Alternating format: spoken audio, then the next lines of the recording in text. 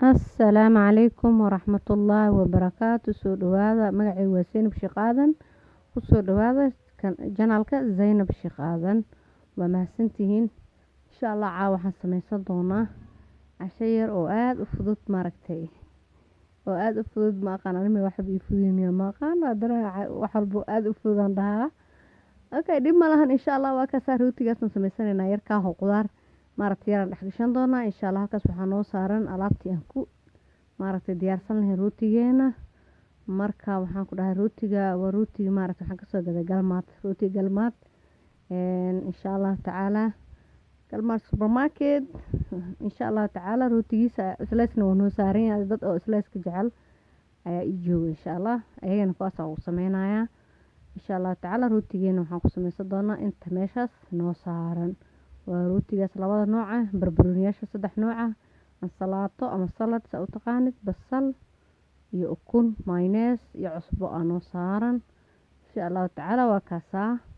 waxaan ka sameysan doonaa alaab yar oo maaragtay fudayd insha Allah tacaala si kale ma taqaanid insha Allah marka waxaan leeyahay soo dhawaada waa kaasaa rootigii aan soo kala jeexay dhexdiisa kadib waxaan saaray barbarooniyaasha khiyaaray horta share comment ma ku soo qabatiin ku dhaw ku soo maaragtay yaacisiin waa kaasaa saddexda barbarooni kala nooc ahay ayaa maxaa la yiraahdaa saaran doona insha Allah marka waxaan leeyahay maaragtay fiidiyoga sida u daawateen maaragtay commentiga iyo share-ka iyo subscribe-ka ala sameeyo gambaleelka furo sidii fiidiyoga cusub oo soo dhiga oo in kugu soo dhaco insha Allah tacaala waad mahadsantahay daawashadeena waan idinkaga mahad celinayaa waa kaasaa yaanyo ukun iyo saddexda barbarooni kala nooc ahay ayaan saarnay waa kaasaa insha Allah okay waa kaasaa midkaan yaanyo lagu darayaa dadka qaar yaanyo ay jecel yihiin dadka qaar mayonnaise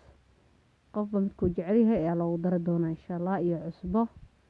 ayaan jab ku siisan doonaa oo saaid u banayn wax yar cusbo ah lagu sii dhanaaninayo camal lagu sameyn doonaa marka waa kaasaa xabadaas oo diyaar noogu tahay tan labaad aan diyaarinaynaa oo mayonnaise kala marinayo mayonnaise waa kaasaa jag mayonnaise adiga inta maaragtay sa u jeceshaa ugu badsan kartaa laakiin waxaan u maleynayaa intaas inay ku filnaan doonto labada jeer aan mariye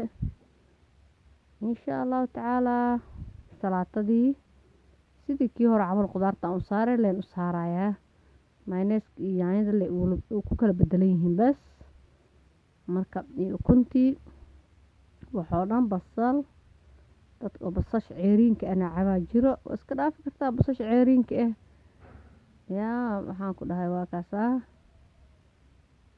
laakiin qudaartan dhan markay ceeriinka tahay leeba fiican tahay maaho yaa waa kaasaa waa soo diyaarsanay halkaas waxaa noo soo saaran kaas waxaan ku dhahay waa maaragtay waa iska soo saaran kartaa laakiin cashadeena sidaas goonidaas ahayd sausage aan soo sameysanay halkaas noo saaran oo chicken sausage-ka marka waxaan ku dhahay saliid yar aan ku soo qajiciyay marka waa kaasaa waxoo dhanba wax teen badan kaaga qaadanayso liin dhanaan yaraa jarar ku siinaysaa waa kaasaa liinta dhagdhag ku siinaa dabadeed waxaan ku dhahay maasha Allah sheero fudud ayay noqonaysaa kalarkeeda sidaas oo ku soo baxay